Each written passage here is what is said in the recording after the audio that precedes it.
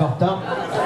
Parce que la prochaine personne à qui nous avons demandé de faire un témoignage va vous parler de l'importance du don de sang. Donc, bien sûr, indirectement, aussi de celui de la BDS.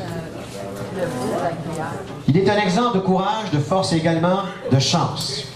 Je vous ai dit, le thème de la soirée, c'était la chance ici. Il a eu 3 transplantations, une chirurgie cardiaque et a même surmonté un cancer. Non seulement est-il un receveur, mais il est également préposé à l'inscription de collecte d'Éva Québec. Afin de nous faire un court témoignage, je vais vous demander le silence, s'il vous plaît. Veuillez accueillir Samuel Michon.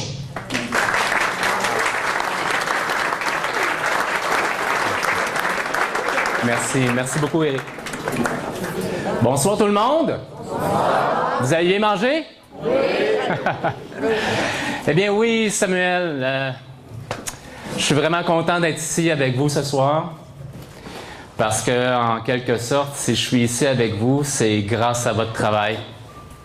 C'est grâce aux nombreuses années que vous avez investies, aux nombreux moments que vous avez pris dans votre vie pour faire en sorte qu'à chacune des collectes, il y ait du sang qui se rende à des personnes comme moi, à des personnes qui attendent ça impatiemment. Et qu'on s'attend à recevoir ça. Hein? C'est un peu comme l'électricité dans les bâtiments. C'est quelque chose qui est naturel actuellement, mais on le sait que si aujourd'hui, ce soir, il n'y avait personne dans cette salle-là, ça irait bien mal dans les hôpitaux. Puis je ne serais pas ici non plus. 147. J'ai reçu 147 transfusions dans ma vie. C'est combien de collectes de sang, ça, 147? J'en entends un dans le fond qui dit « Ah, Sam, une collecte, là, m'a arrangé ça, 150, hein, un bel objectif. » 147, c'est sur 24 ans de ma vie. Donc, durant les 24 dernières années, vous avez fait en sorte que moi, ainsi que des milliers d'autres, on s'entend, puissent continuer à vivre. Et je ne serais pas ici aujourd'hui, en train de vous parler, en train de vous passer ce témoignage de vie-là, que le travail que vous faites est tellement important. Si je commence en 1990, on remonte à une certaine époque, j'étais jeune, beau, dynamique. Merci de dire que c'est encore le cas. OK, ça dépend des goûts, je vous le permets, je vous le concède. Donc, j'étais jeune, je finissais le secondaire, je m'en allais au cégep. Et j'avais 2 emplois, j'étais un gars qui travaillait 6 jours par semaine. Je voulais ramasser mon argent pour pas avoir des dettes après. Puis, en tout cas, j'étais bien occupé. Puis c'est ma mère qui m'a dit un matin, elle m'a dit là, tu t'en vas voir le médecin. Puis moi, je n'ai jamais tombé malade de ma vie. Ça fait qu'il n'était pas question que j'aille voir le médecin. Non. Mais bon, elle m'a tordu le bras, elle m'a empêché d'aller sur mon ordi, elle a empêché la télé. Ça fait que j'ai fait comme OK, je vais y aller. Puis j'ai à peine ouvert la porte du cabinet du docteur du CLSC qui m'a envoyé tout de suite à l'urgence. Puis à l'urgence, tout de suite, on m'a placé, il n'y avait pas de triage. Tu t'installes sur la civière, tu bouges plus. J'ai fait OK. Je pense que j'avais un teint vert parce que cette journée-là, je faisais 44 d'hémoglobine ou 4,4 au niveau du taux de fer que la plupart du monde connaît aujourd'hui. À partir de 6, on dit qu'en moyenne, on peut tomber dans le coma. Ça fait qu'on s'entend que je n'étais pas fort ce jour-là. Puis je me sentais pas vraiment top shape non plus. Et on a diagnostiqué quelque chose. Effectivement, c'est quelque chose qui est arrivé comme ça, qu'encore aujourd'hui, il y a du monde qui tombe malade, comme moi je l'ai été, sans le savoir, du jour au lendemain. Ils ne savent pas pourquoi c'est arrivé. Puis, ça a commencé mon périple à partir de ce moment-là. On s'entend que 44 d'hémoglobine. J'ai reçu une coupe de transfusion ce jour-là, durant les prochaines 24 heures, pour me remonter un peu, pour me donner un peu de couleur, un petit peu de teint rose. Et j'ai commencé mon cycle de vie à moi personnel, un cycle de vie au niveau des hôpitaux. Puis là, vous avez entendu un peu Éric dire un peu des grandes avenues. Oui, je suis entré en dialyse. Ensuite, mon cœur a eu des séquelles. Ça fait qu'on ne pouvait plus juste me greffer un rein. Il fallait me greffer un cœur et un rein. Le 8 septembre 1992, j'ai eu la première transplantation cœur-rein en même temps au Canada.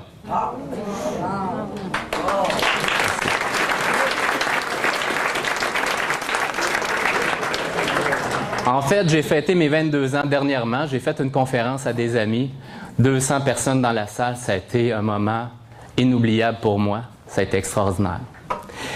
J'ai eu une double transplantation. Ensuite de ça, on peut reprendre vie. Comme vous pouvez le constater, ça ne paraît pas dans mon visage. Hein? Je n'ai pas écrit que j'ai reçu autant de transfusions, autant de choses dans ma vie. J'ai repris ma vie, j'ai repris le cours des choses, j'ai repris mes études. Comme j'étais jeune, j'étais beau. Ah, je me répète, j'aime ça. J'ai repris le cours des choses, j'ai continué ma vie. Puis, veux pas, tranquillement, il y a des choses qui reviennent. J'ai reperdu mon rein au bout de 10 ans, mais j'ai quand même vécu 10 belles années où est-ce que j'ai pu faire des choses extraordinaires durant ces moments-là. J'ai reperdu mon rein, j'ai retourné en dialyse, donc j'ai eu une autre greffe de rein en 2005, donc ça fait 9 ans, le 1er octobre. C'est des dates qu'on se rappelle, hein, le 8 septembre, 1er octobre, c'est comme d'autres anniversaires pour moi. Et ensuite de ça, je suis retombé malade, une opération au cœur, très grosse opération, très haut risque, 60% de probabilité de décès. Naturellement, ils ne disent pas ça avant.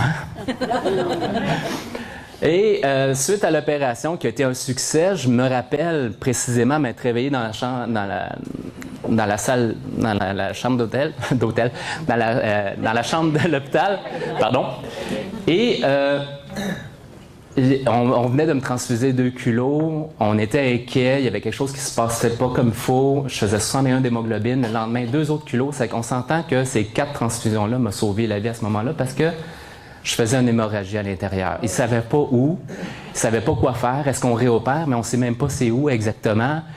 C'était un gros point d'interrogation. Puis les miracles de la vie ont fait en sorte que les hématomes se sont résorbés d'eux autres mêmes. Ils ne comprennent pas pourquoi, mais il y a bien des petits mystères comme ça dans mon existence. À la suite de ça, j'ai pu retrouver la santé 2006, 2011. Je suis revenu à la vie. J'ai commencé à être porte-parole pour Héma-Québec. J'ai fait quelques conférences. Et j'ai décidé d'embarquer dans la belle famille d'Héma-Québec parce que je le sais à quel point c'est important.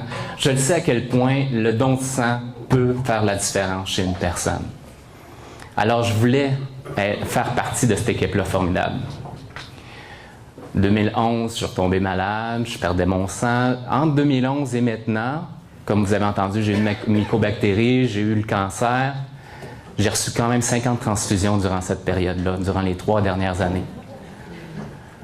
Donc, c'est quand même beaucoup. C'est quand même lourd, hein, ce que je vous raconte. Là, il y a beaucoup de choses, là, mais je suis content parce que je serais prête à refaire le même parcours. Parce que j'apprécie la vie, j'apprécie chacun des moments, j'apprécie le moment que je suis ici avec vous. Parce qu'en fait, c'est pas moi qui devrais avoir le spot, ce serait vous. Vous êtes des personnes qui avez permis de faire en sorte que je sois ici ce soir. Juste comme ça, dans l'assistance, est-ce qu'il y a des donneurs de sang réguliers?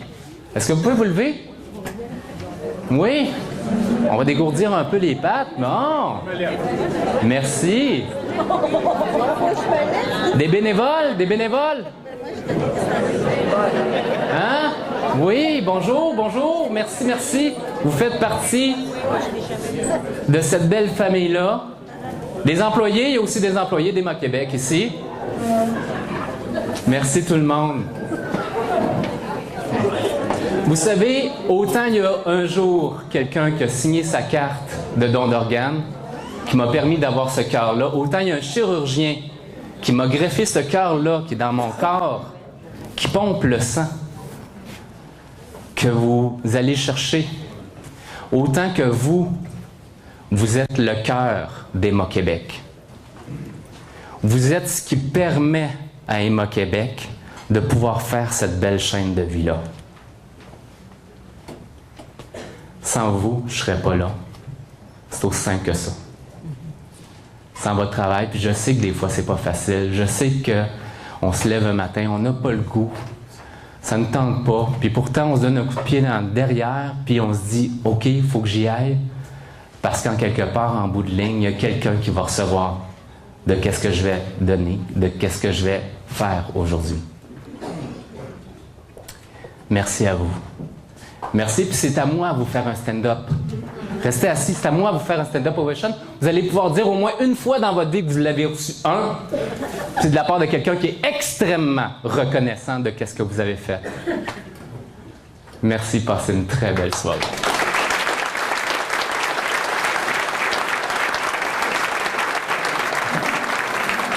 N'en veux pas, nous allons avoir un pareil. Standing ovation. Samuel Michaud.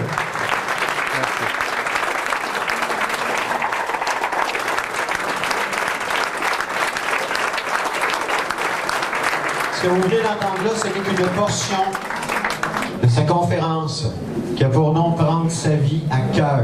Et je vous invite, si vous avez des événements avec des conférenciers engagés, Samuel, ce que vous venez de voir, c'est un tout petit aperçu de sa magnifique conférence. Et il a un site internet qui a pour nom « Vie à cœur ». C'est bien ça, vie à cœur.com. Encore, pour Samuel Michaud.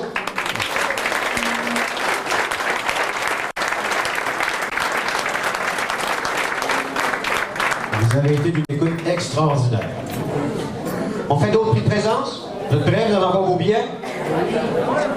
Veux-tu tirer les billets? T'as-tu reçu des culots? C'est ça que tu disais?